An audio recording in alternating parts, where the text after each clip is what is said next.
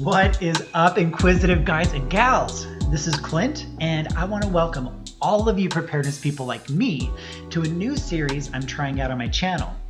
We're getting the chance to feature actual emergency and disaster stories from first-hand accounts, maybe with a little dash of my own commentary. Because it's always better to learn from other people's experiences and their successes, and maybe not so successes, so we can be a little bit more prepared in our lives. Sure, we can spend hours reading about proper food storage or how to raise milking alpacas, but for me, and probably for you as well, sometimes we learn better from other people's experiences. So I hope you like these stories, and let me know what you think below. My boyfriend, now husband, left town to care for his mother. An hour later, the town south of us had a tornado warning. I quickly calculated, and sure enough, he was spot on to be in the middle of a tornado zone. So I called him a lot. No answer. About an hour later, he called me. He said, SFNB, whatever that is. I was just in a tornado. Click. I could not reach him again. All I kept telling myself was he said it past tense, so he's okay, right? 3 hours later, he called again. He was at a friend's house 2 hours away. I went to him. Surreal. His truck looked just fine from far away.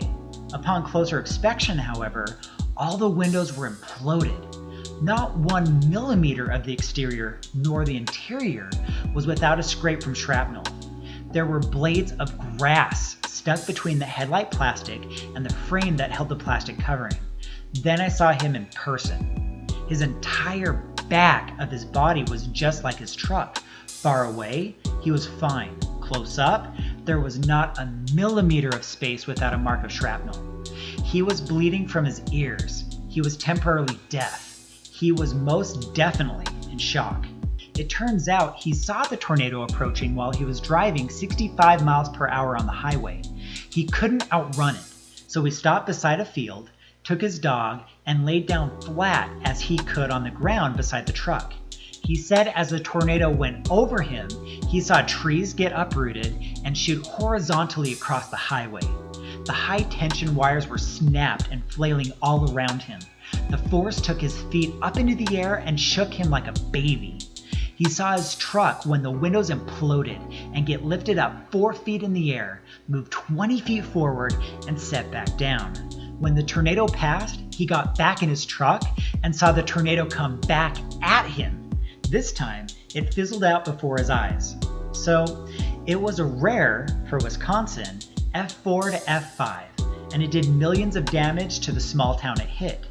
He was in the local paper as a hero for saving his dog.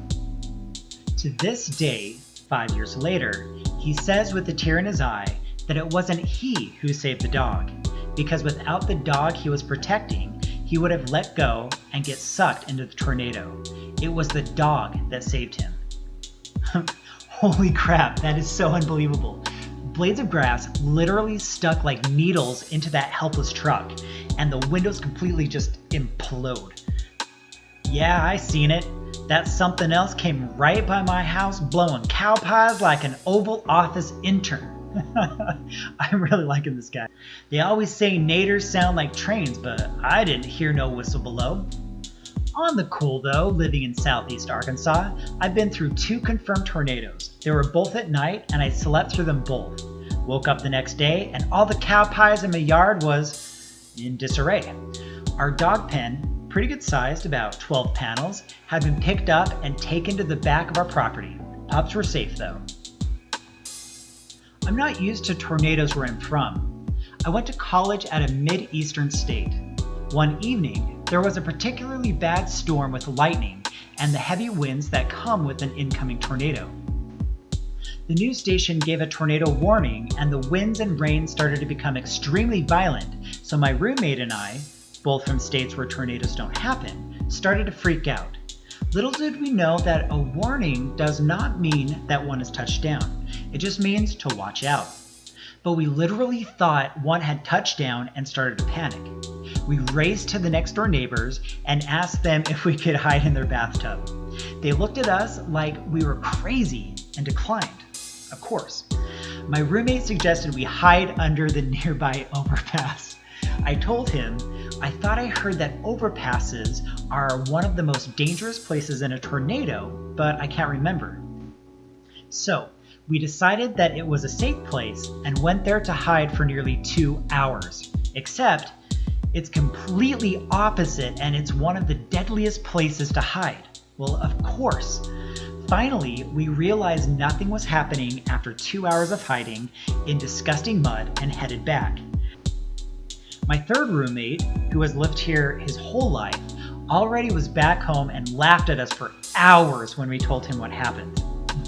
Wow, those are some really good stories. And I do have some of my own ill-advised tornado hunting stories that I may have to share sometime, but probably in one of the future videos. But for now, let's see what we can learn from these stories. So number one, we need to know what emergencies are in our area and learn how to actually prepare for them.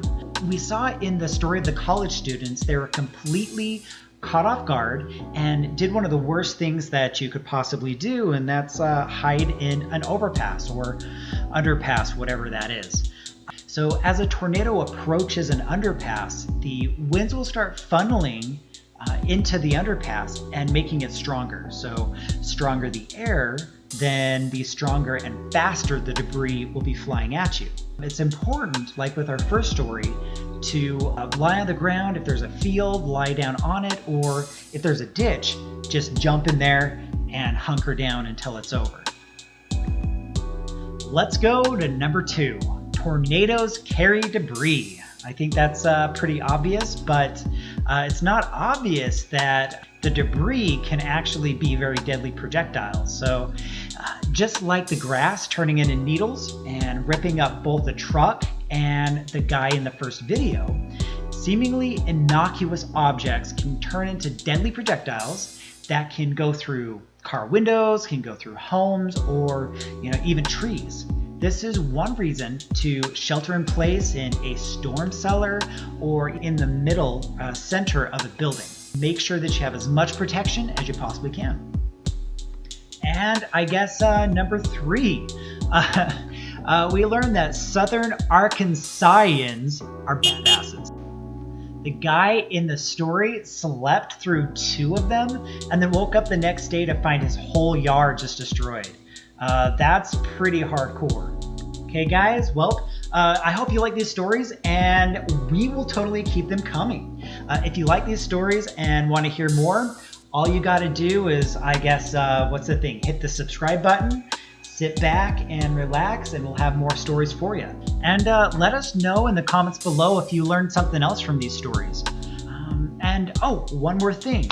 Go ahead and check out our website, para.today, and pick yourself up a free emergency preparedness app called Para.